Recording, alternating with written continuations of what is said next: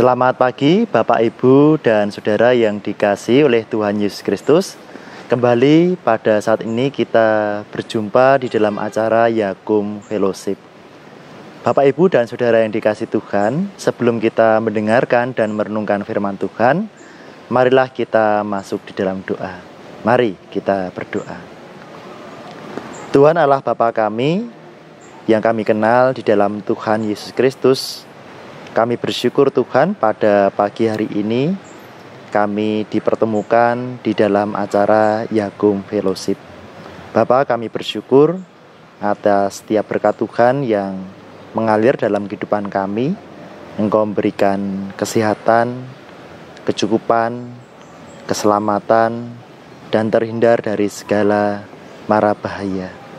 Terima kasih Bapa. Sebentar lagi kami hendak mendengarkan dan merenungkan firman Tuhan. Mohon pimpin Roh Kudus supaya kami dimampukan untuk mengerti dan melakukan firman Tuhan dalam kehidupan kami setiap hari. Dalam nama Tuhan kami Yesus Kristus kami berdoa. Amin. Bapak, Ibu, dan Saudara yang dikasihi Tuhan, firman Tuhan pada hari ini diambilkan dari Kitab Mazmur pasal 90 ayat 12 sampai 17. Mazmur pasal 90 ayat 12 sampai 17. Demikian firman Tuhan. Ajarlah kami menghitung hari-hari kami sedemikian hingga kami beroleh hati yang bijaksana. Kembalilah ya Tuhan, berapa lama lagi? Dan sayangilah hamba-hambamu. Kenyangkanlah kami di waktu pagi dengan kasih setiamu, supaya kami bersorak-sorai dan bersukacita semasa hari-hari kami. Buatlah kami bersukacita seimbang dengan hari-hari Engkau menindas kami, seimbang dengan tahun-tahun kami mengalami celaka. Biarlah kelihatan kepada hamba-hambamu perbuatanmu dan semarakmu kepada anak-anak mereka. Kiranya kemurahan Tuhan Allah kami atas kami, dan teguhkanlah perbuatan tangan kami. Ya, perbuatan tangan kami, teguhkanlah itu. Demikianlah Bapak Ibu firman Tuhan. Berbahagialah setiap kita yang mendengarkan firman Tuhan dan yang melakukannya. Haleluya. Bapak, Ibu, dan Saudara yang dikasihi Tuhan, apakah saudara pernah memiliki pengalaman menanti? Misalnya menanti di antrian bank, menanti di rumah sakit, menanti di bandara udara atau yang lain. Saya seringkali menanti, misalnya menantikan rekan-rekan yang akan melaksanakan perkunjungan jemaat, atau menanti datangnya anak-anak katekisasi. Bapak, Ibu, dan Saudara, ketika orang-orang yang kita nanti itu bisa datang dengan tepat waktu sesuai dengan jam atau janji yang ditentukan, maka saya akan senang karena acara bisa dimulai dengan tepat waktu dan tidak mengganggu acara berikutnya.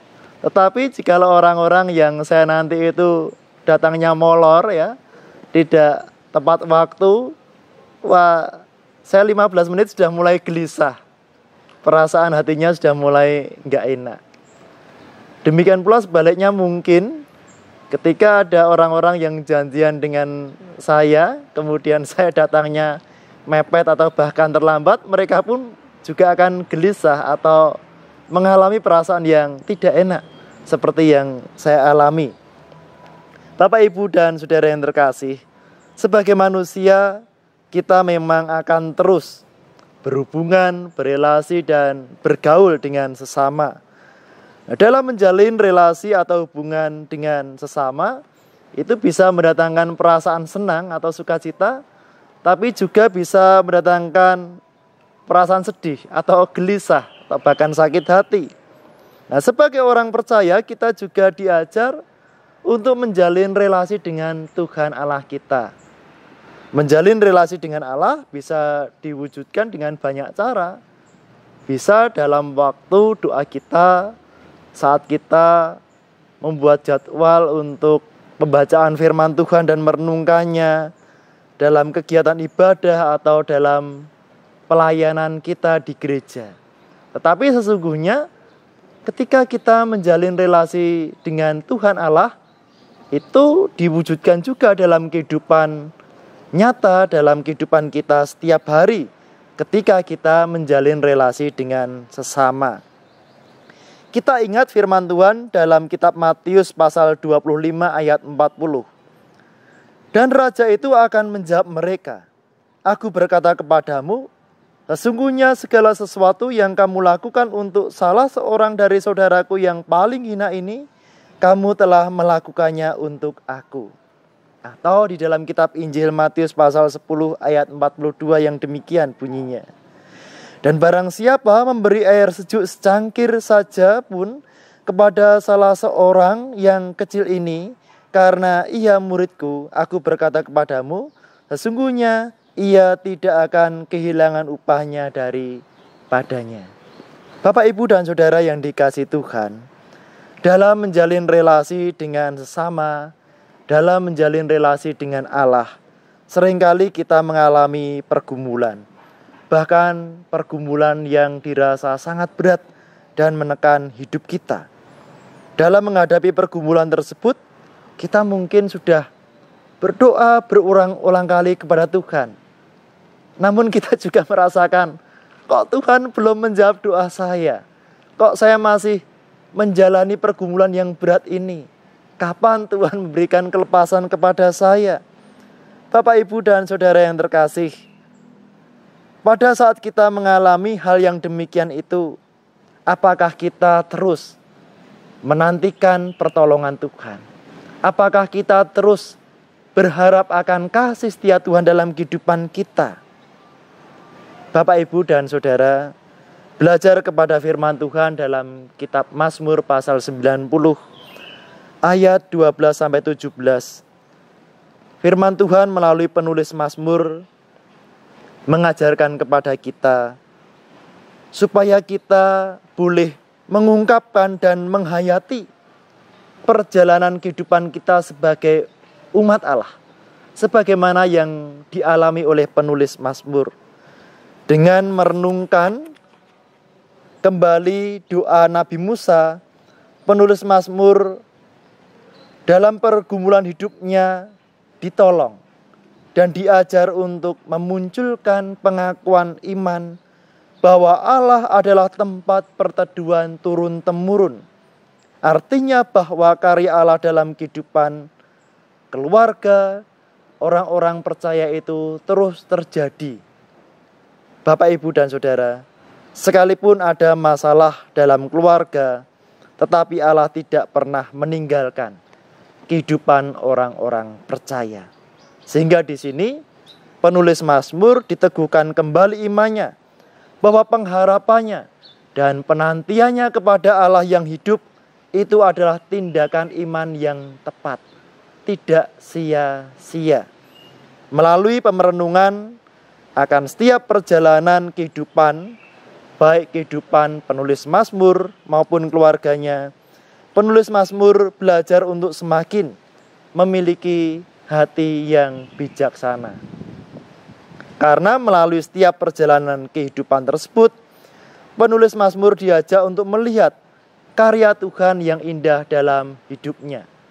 Sekalipun Allah mengizinkan penderitaan terjadi dalam kehidupan umat Allah, namun penulis Mazmur selalu belajar untuk percaya dan berharap kepada Allah yang selalu menyatakan kasih dan kemurahannya. Bapak, Ibu, dan Saudara yang dikasihi Tuhan, demikian pula dalam kehidupan kita. Melalui firman Tuhan saat ini kita diajak untuk senantiasa menaruh pengharapan kita kepada Allah, bahwa menantikan pertolongan kepada Allah adalah tindakan yang tepat. Mengapa? Karena Allah itu kekal. Allah tidak berubah. Hanya Allah yang bisa kita andalkan dalam kehidupan kita. Karena Allah berkuasa di surga dan di bumi. Menantikan pertolongan Allah tentu disertai dengan pengharapan bahwa Allah pasti menyatakan pertolongannya dalam kehidupan kita. Bapak, Ibu, dan Saudara yang terkasih, coba kita ingat berapa banyak kita mengalami masalah dalam kehidupan kita. Tetapi kita juga ingat berapa banyak pula Tuhan menolong kita, memberikan penghiburan, memberikan kekuatan iman, memberikan jalan keluar dari setiap permasalahan yang kita hadapi. Sehingga pada saat ini kita diajar untuk mengingat kembali betapa banyaknya pertolongan Tuhan yang sudah dinyatakan kepada kita. Oleh karena itu, marilah kita menjalani kehidupan kita setiap hari dengan terus percaya dan bersandar kepada Allah. Jangan pernah ragu-ragu akan kasih Allah kepada kita. Bapak, Ibu, dan Saudara yang dikasihi Tuhan, dengan demikian kita akan dimampukan untuk menjalani kehidupan dengan keyakinan bahwa Allah sendiri yang selalu menyertai kita. Jika kita percaya, jika kita yakin bahwa Allah selalu menyertai kita, maka tentunya kita akan dihindarkan dari rasa takut, dari rasa sumelang, dan kita akan menjalani kehidupan dengan sukacita. Tuhan memberkati kita semua. Amin. Mari kita kembali masuk di dalam saat doa kita. Tuhan Allah Bapa kami bersyukur di pagi hari ini kami telah mendapatkan taburan firman Tuhan. Biarlah firman Tuhan terus hidup, berkarya dan bertumbuh dalam kehidupan kami, sehingga kami boleh menjadi berkat bagi sesama. Tuhan Allah Bapa kami, di saat ini, di dalam acara Yakum Fellowship ini, kami pun berdoa untuk keberadaan kantor Yakum. Tuhan memberkati orang-orang yang melayani di kantor Yakum ini. Demikian juga orang-orang yang melayani di setiap unit kerja Yakum. Tuhan memberkati pengurus Yakum, Tuhan memberkati karyawan Yakum, demikian juga para direktur, karyawan, tenaga yang bekerja di setiap unit kerja Yakum dimanapun berada. Tuhan memberkati dengan ucapan syukur, Tuhan memberkati dengan sukacita. Bila mana ada sahabat-sahabat kami yang saat ini sedang mengalami pergumulan, Tuhan kiranya memberikan kekuatan iman, Tuhan memberikan penghiburan dan menguatkan pengharapannya supaya menantikan karya pertolongan Tuhan dalam hidup saudara-saudara kami ini. Terima kasih Bapa. Saat ini kami akan kembali menjalankan aktivitas kami selanjutnya. Kami mohon berkat penyertaan Tuhan. Ampunilah kami akan dosa kami. Di dalam nama Tuhan kami Yesus Kristus kami berdoa. Haleluya. Amin.